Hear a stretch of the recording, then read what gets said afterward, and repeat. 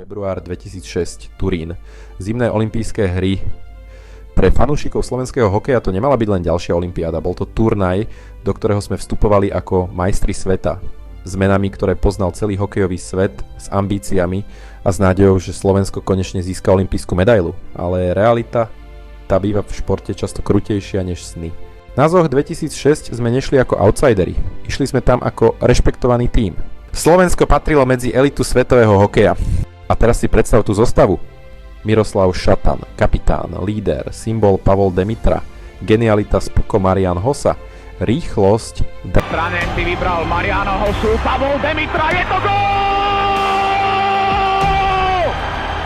Právosť Žigmund Pálffy, čistý hokejový talent Zdeno Chára, obranný pilier, Jozef Štumpel, Richard Zedník, Peter Bondra.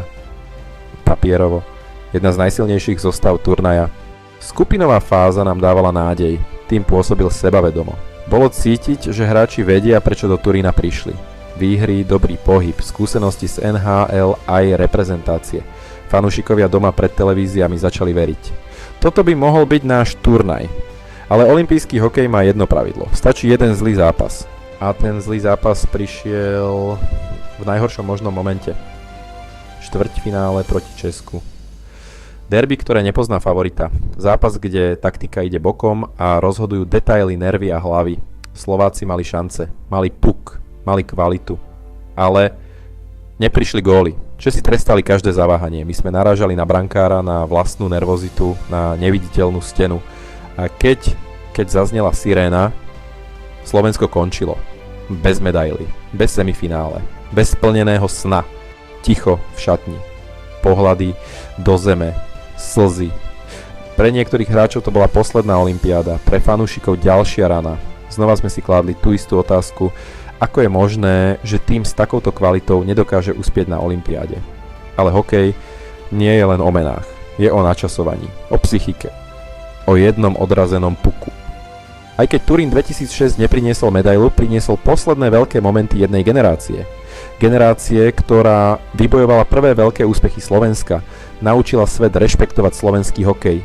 Ukázala, že aj malá krajina môže patriť medzi veľkých mená ako Šatan, Demitra, Pálffy, Bondra, Štumpel. Navždy zostanú zapísané v histórii. Nie kvôli jednej olympiáde, ale kvôli všetkému, čo pre slovenský hokej urobili. ZOH 2006 v Turíne nám vzali sen, ale dali nám lekciu pokory. Ukázali, že úspech nie je samozrejmosť, že medaily sa nerátajú podľa mien, ale podľa výkonov v správny čas. Turín 2006 bol bolestivý, ale bol súčasťou príbehu slovenského hokeja. Slovensko zdolalo Veľké Rusko 5-3, Z Lotyšskom si poradilo presvedčivo 6-3, Z USA 2-1. Potom prisiel nečakane ťažký zápas proti Kazachstanu, kde Slováci napokon vyhrali 2-1, aj keď boli celý zápas jasne lepší Kazachov, podržal brankár a nečakaná výhra nad Švédskom 3-0, kde už bolo rozhodnuté, že Slováci vyhrali skupinu. Žiaľ, štvrťfinále ukázalo, že stačí jedno zakopnutie a je koniec.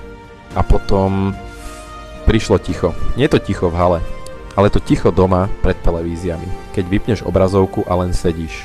A nevieš, čo povedať. Slovensko malo všetko. Hráčov, skúsenosti, srdce. A predsa to nestačilo. Turín 2006 nebol o hanbe, bol o bolesti. O tom, že aj keď dáš do hokeja maximum, výsledok ti nevždy dá to, po čom túžiš. Pre niektorých to bol posledný olympijský zápas. Posledná šanca stať na ľade s dvojkrížom na hrudi. Posledná možnosť splniť si sen, ktorý nosili v sebe celé roky. Nezostala medaila. Ale zostali spomienky. Zostala generácia, ktorá naučila Slovensko veriť, že aj malý národ môže hrať veľký hokej. Turín 2006 bolel. Bol krutý, ale bol skutočný. A práve preto naň nikdy nezabudneme. Ak sa vám toto video páčilo, podporte ho lajkom. Pomôže to tomu, aby sa tento príbeh dostal k ďalším fanúšikom slovenského hokeja. Ak nechcete zmeškať ďalšie videá o našich legendách, pamätných zápasoch a momentoch, na ktoré sa nezabúda, prihláste sa na odber kanála. Do komentárov napíšte, ktorý moment zo zimnej olympiády 2006 vám najviac utkvel v pamäti a či si myslíte, že tento tím mal na olympijské zlato. Ďakujem, že ste si našli čas a dopozerali video až do konca.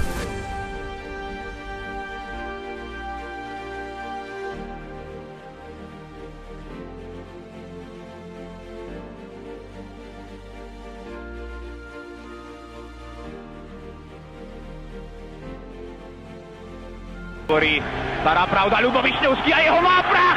Gól! Gól Ľuba Višňovského v 121. reprezentačnom zápase, 14. krát góly. Šatan môže páliť. Kde je tu? Je v bránke, je v bránke, je v bránke, je to gól!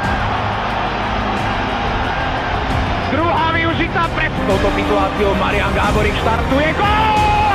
Marian Gáborík, gól! Predsa len si dal darček na 24. narodeninám. Gratulujeme mu aj my. Nie ruské rakety, ale slovenská raketa. Nie Ovečkin s Malkinom a Finogenovom, ale súboj z týchto mimoriadne ofenzívne ladených mužstiev a hráčov. Marian Gáborík, bravo chlapci. Nahodený bol pre našu bránu, tá si vstečoval, ale do rohu koliska. Vynikajúco sme tam zapracovali. Marian Gáborík má rýchlosť. Marian Gáborík príležitosti do zóny. Gól! Gól! Predstavenie sno, ale Marian Gáborík, priatelia, vyhrávame Pektri.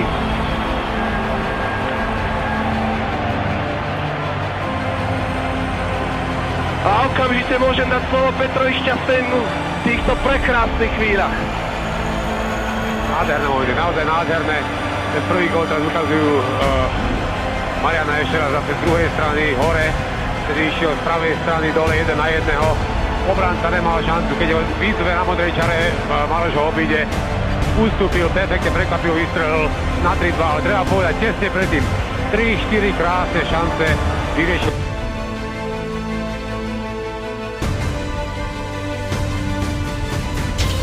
Dotiahol dvoch našich hráčov, Ronald Petrovický z 2-0.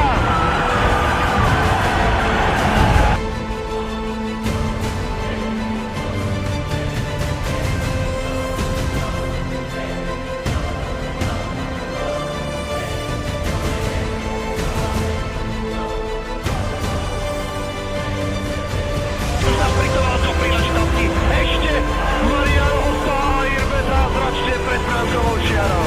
Priestor pre našich hokejistov. Marian Hosta, ešte gól! Prvý gól Mariana Hostu. Vyhrávame.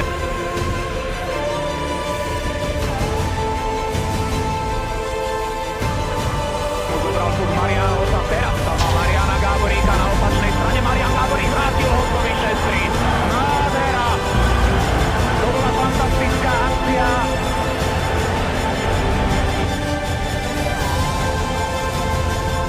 Vyrážačkou poslal na Rigby Pietro, ktorý teraz kapituloval po strale Mariana Hostu. 1-0. 35. minúta, využitá presilovka. Tretí gól Mariana Hostu na olympijskom hokejovom turnaji v Turíne. Líder kanadského bodovania našej reprezentácie, 6. bod. Demitra, tu tam skvele pristrčil a takto strieľa Marian Hosta, nech sa páči. Ešte raz hľadzovanie. Naozaj nie je disciplína, v ktorej by vynikal a je vyrovnané. Nastriahol Brian Rolston. Táto presilovka Američanov trvala len 16 sekúnd. Milan Jurčina už sa zapojí do hry.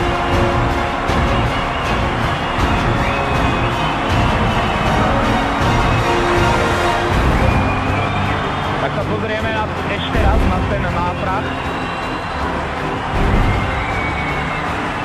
V Blesku rýchla akcia po vyhratom vhadzovaní. Spomínali sme, že po úvodných 20 minútach to našim pastom v tejto disciplíne išlo, ale už počas druhej tretiny sa ten pomer veľmi výrazne otočil v prospech Američanov a to bol kľúč aj z tomuto gólu.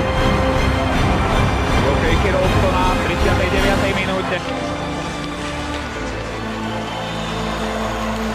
Šatan dobre našiel! Petra Bondru pred bránkoviskom! 108 sekúnd! Po príchode z kabín Slovensko opäť vyhráva 2-1. Di Pietro kapituloval druhý raz, výborné. Hovorili sme o tom, že Petrovi Bondrovi hra v tomto zápase, hra samotná až tak nešla, ale ten jeho strelecký inštinkt je jednoducho neoklamateľný, či sa mu hra darí alebo nie. Miroslav Šatan osvedčil aj futbalovú minulosť, keď si tam posunul puk korčuľou niekoľkokrát a tým zmiatol brániacich Američanov. Pozrite sa, koľko hráčov v tmavých dresoch bolo okolo Petra Bondru. 4. Nenechal sa tým znechutiť, nenechal sa odstaviť a jeho rýchly švih hokejkou znamená, že vedieme 2-1. Ten puk. A Miroslav Šatan cez celé kodisko. Tesne vedľa len do bočnej konštrukcie. Napriek tomu sa radujeme z tretieho víťazstva na olympijskom turnaji v pomere 2-1. Ďakujem chlapci za skvelý výkon.